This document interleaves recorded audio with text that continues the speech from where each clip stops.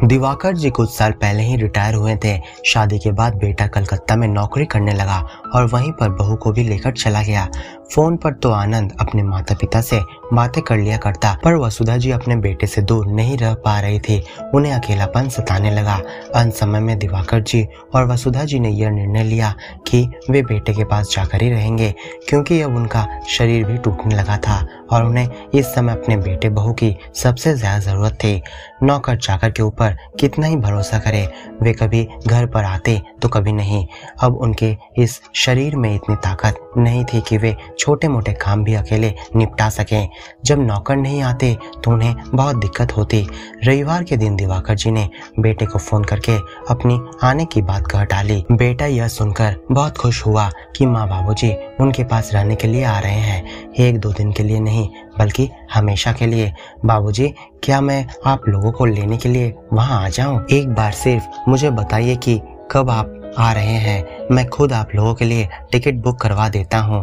Phone पर बेटे की बात सुनकर दिवाकर जी अपने आंसू रोक नहीं पाए। नहीं बेटा, हम खुद ही आ जाएंगे और तुझे टिकट बुक कराने की भी कोई जरूरत नहीं है, मैंने उसका इंतजाम कर लिया है। परसों सुबह हम लोग ट्रेन बैठेंगे और उसके बाद वाले दिन लगभग शाम 5 बजे पहुंच जाएंगे। अच्छा ठीक है पापा, कहकर बेटे ने फोन रख दिया। शाम के 5 बजे जब दिवाकर जी और वसुधा जी बेटे के घर पर पहुंचे तो बेटा बहू और पोता पोती उनके इंतजार में बैठे थे। घर के सामने टैक्सी रुकने की आवाज सुनकर आनंद के चेहरे पर हंसी दौड़ गई। घर के अंदर प्रवेश करते ही बेटे बहू ने पैर छुए।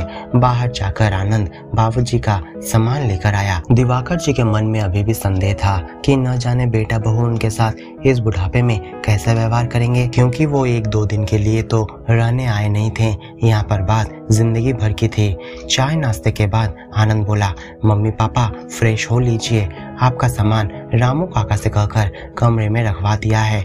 आज से वो कमरा आप लोगों का है। यह कमरा तो बच्चों के पढ़ाई के लिए है, यह कमरा तो बच्चे इस्तेमाल करते हैं, यह कमरा हमने ले लिया तो वे पढ़ेंगे कहाँ? माँ जी ने चिंता व्यक्त करते हुए कहा।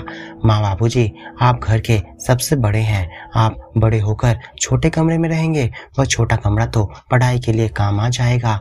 और वैसे भी चिंटू और पिंकी तो रात को या तो हमारे पास या आप लोगों के पास जाकर सोएगा। आनंद की पत्नी सुनंदा बोली। रात में सोते समय दिवाकर जी के आंखों से नींद कोसों दूर थी। रह रह कर उन्हें याद आ रहा था कि कैसे उनके मित्र श्यामलाल जी के बेटे ने उनके साथ गलत व्यवहार किया था। श्यामलाल जी का बेटा आरव भी शादी के बाद दूसरे शहर में शिफ्ट हो गया था। घर पर बूढ़े माँ बाप थे। शादी के बाद तो आरव बिल्कुल बदल गया था, वह तो सिर्फ अपनी पत्नी की ही बात सुनता था। श्यामलाल जी और उनकी पत्नी जब उनसे मिलने के लिए गांव से शहर गए तब बेटे बहू ने उन्हें एक छोटे से स्टोर रूम में जगह दे दी थी। श्यामलाल जी और उनकी पत्नी को एक कबाड़ की तरह रखा गया।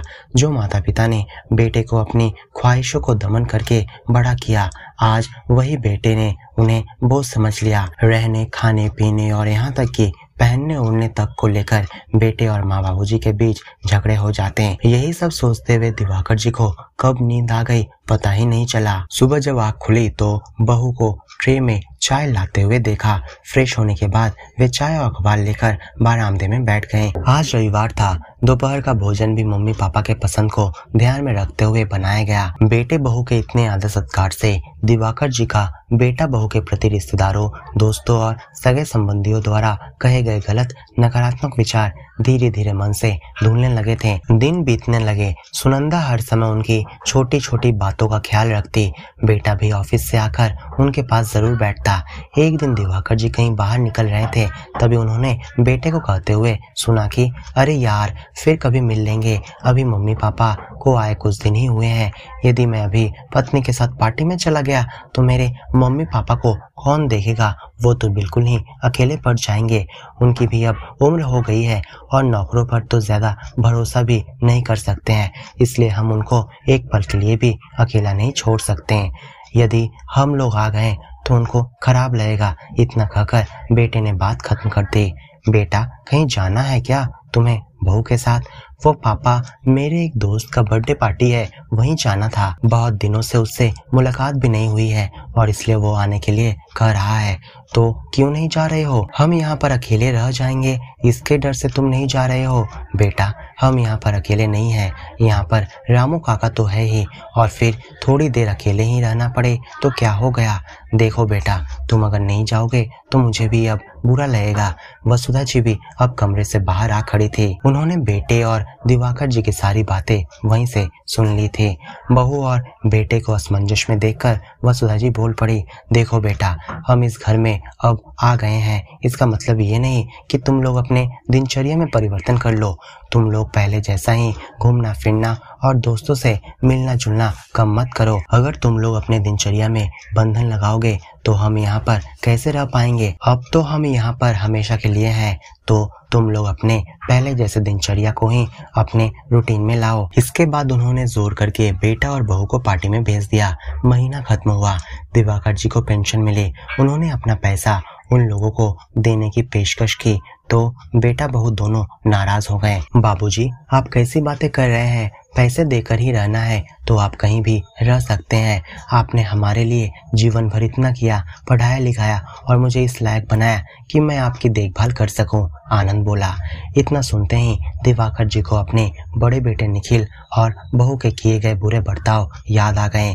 जब दिवाकर जी निखिल के घर कुछ दिनों के लिए रहने के लिए गए थे, तब कैसे उन लोगों ने उन्हें एक नौकर की तरह रखा था और उनसे घर में रहने के लिए किराया मांग लिया था। पेंशन के पैसों से बाबूजी आप मेरे घर में रहने का किराया दे देना। यह बात दिवाकर जी को अभी भी याद थे। दिवाकर जी की आंखें नम हो आई। दिवाकर जी ने आनंद को अपने गले से लगा लिया। कुछ दिन ऐसे ही बीत गए।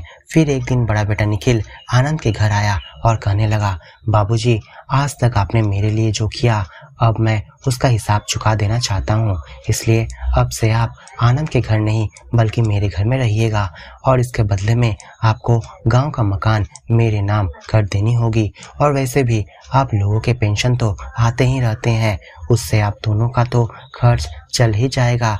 मेरे घर में आप लोगों को फ्री में खाने रहने और हर तरह की सुख सुविधाएं प्राप्त होगी। मैं चाह रहा था कि गांव के मकान को मैं किराए पर दे दूं। निखिल ने मकान के पेपर्स बाबूजी को दिखाते हुए कहा, मुझे यह बात पहले से पता था कि तू यहाँ जरूर आएगा अपना हिस्सा लेने के लिए। इतने दिनों से तुझे बाबूजी की याद कभी नहीं आई, कभी तूने माँ बाबूजी का हाल समाचार जानने की कोशिश तक न करी, और आज अपने घर में माँ बाबूजी को रखना चाहता है, और वो भी जमीन और मकान का हिस्सा लेने के बाद। इसके पहले भी तेरी नजर मेरी पेंशन पर थी, इसलिए मैं तेरे घर से लौट आया था। तू चाहता है ना कि मैं तेरे नाम पर मकान कर दूं, तो मेरी भी एक शर्त है। आज तक मैंने तेरे ऊपर जितने भी खर्च किए हैं, पढ़ाई लिखाई, कपड़े, डॉक्टर और दवाइयों के पीछे जितने खर्च हुए हैं, पहले उसे तू मुझे चुका दे। उसके बाद मैं तेरे पास रहने के लिए आ जाऊंगा और मकान भी तेरे नाम कर दूंगा। बाबूजी, यह आप क्या कर रहे हैं? यह भी कोई शर्त है क्या? बेटा, जिस तरह तूने मुझे अपने पास रखने के लिए एक शर्त रखा कि मुझे मकान तेरे नाम करनी होगी, उसी तरह मैंने भी एक शर्त रख दी है। बाबूजी, मुझे माफ कर दो, निखिल ने कहा।